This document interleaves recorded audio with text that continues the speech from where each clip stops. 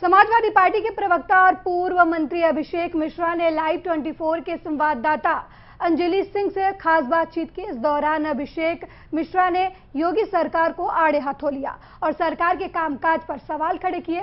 उन्होंने कहा कि उत्तर प्रदेश में आए दिन हो रही हत्याएं, बलात्कार और लूटपाट जैसी घटनाओं पर योगी आदित्यनाथ की सरकार पूर्णतः विफल हो चुकी है। राज्य में क्राइम का ग्राफ बढ़ता जा रहा है। योगी सरकार कुछ भी नहीं कर रही। कोरोना महामारी के बारे में बोलते हुए पूर्व मंत्री अभिषेक मिश्रा ने कहा कि उत्तर प्रदेश की योगी सरकार और केंद्र की मोदी सरकार कोरोना महामारी को रोकने में पूरी तरह विफल है। हमारे साथ मौजूद हैं इस समय सपा के प्रवक्ता और पूर्व मंत्री अभिषेक मिश्रा जी। सर, स्वागत है आपका। थैंक यू, धन्यवाद। सबसे पहले सर हम चाहेंगे कि आप अपने बारे में कुछ 2-4 चीजें जनता को बताएं। मैं प्रोफेसर अभिषेक मिश्रा हूं। मैंने इससे पहले IIM अहमदाबाद में स्ट्रैटेजी और इनोवेशन पढ़ाया है। उसके बाद राजनीति में आया। समाजवादी पार्टी में माननीय अखिलेश यादव जी को अपना नेता मान करके उनके पीछे राजनीति करता हूं। उनकी सरकार में कैबिनेट मिनिस्टर रहा, लखनऊ उत्तर विधानसभा से विधायक रहा। आज समाजवादी पार्टी में राष्ट्रीय सचिव हूं और प्रवक्ता। Okay sir. सर, जैसे कि उत्तर प्रदेश में क्राइम रेट बढ़ रहा है, बलात्कार और हत्या की केसेस बढ़ रहे हैं। ऐसे में बीजेपी सरकार ने कमिश्नरेट लागू करने के बाद ये बोला है कि क्राइम रेट घट रहा है, तो इस विषय में आपको क्या कहना है?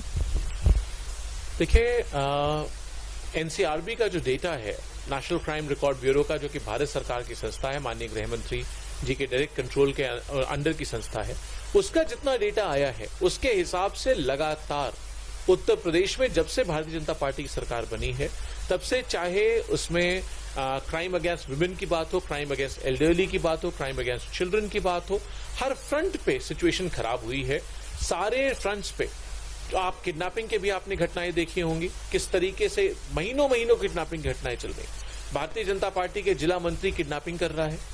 इनके लोग सीधे वर्दी पे हाथ डाल रहे हैं। आपको लखनऊ की तस्वीरें याद होंगी, आपको बनारस की तस्वीरें याद होंगी, आपको कई जिलों में से तस्वीरें आ चुकी जहां पे कि भारतीय जनता पार्टी के नेता सीधे पुलिस की वर्दी पकड़ रहे हैं, कॉलर पकड़ रहे। इसके बाद आपने देखा होगा अभी किस तरीके से विधायक को थाने में गिरा करके मारा जा रहा है, विधायक पुलिस वालों को मार रहे हैं। तो पूरी तरीके से क्योस मचा हुआ है, एक जंगल राज है, पूरा लॉ एंड ऑर्डर कोलैप्स कर गया है, जनता त्राही कर रही है, पुलिस का करप्शन रिकॉर्ड तोड़ चुका है। आप कहीं चले जाइए, थाने में, किसी भी चौराहे में, हर जगह आदमी परेशान है और सरकार के खिलाफ बहुत बड़े तादाद में लोग मन बना रहे हैं। 2022 में आपको बड़ा बदलाव देखने को मिलेगा। जी सर। हालांकि वर्तमान में कोरोना और अन्य संक्रमी रोग जो हैं लोगों को इफेक्ट कर रहे हैं। अभी तक तो गरीब, दबे कुचले और मजदूरों को ही इससे सबसे ज्यादा प्रभाव पड़ते हुए हमने देखा था। बट वर्तमान में हम देख पा रहे हैं कि जो मंत्री हैं, नेता हैं, वो लोग भी अब इसके चपेट में आ रहे हैं, इसके असर में आ रहे हैं।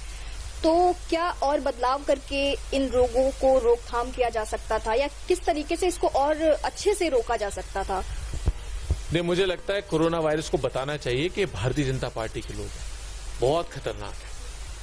इनको आपकी हिम्मत कैसे हो रही है? कोरोना वायरस पहचान नहीं रहा है आज की तारीख में, सच पूछे तो। अभी FIR लिखा देंगे और कोरोना वायरस जेल चला जाएगा। ये बात देखिए, कोरोना वायरस नहीं पहचानता।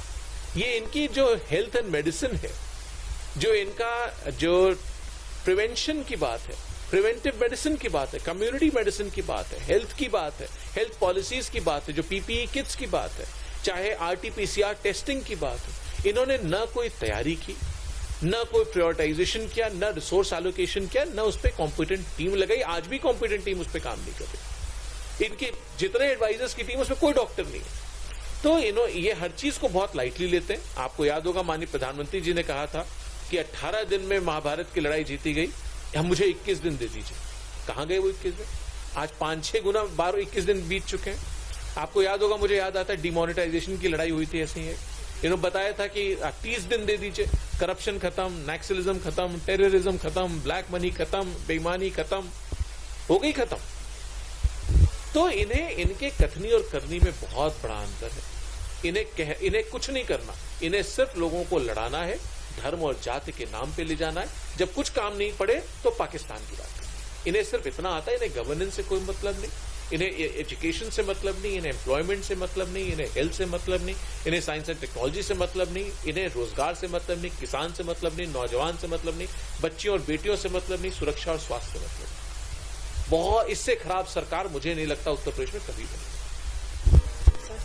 सर, जैसे अभी आपने बोला कि जातिवाद की बात अभी आपने की, तो सर अभी जस्ट लाइक जैसे सर अभी विकास दुबे के एनकाउंटर के बाद से ये ब्राह्मण समाज वाली बात बहुत ज्यादा सुनाई दे रही है और श्री भगवान परशुराम की मूर्ति की भी बात हमें सुनाई दे रही है।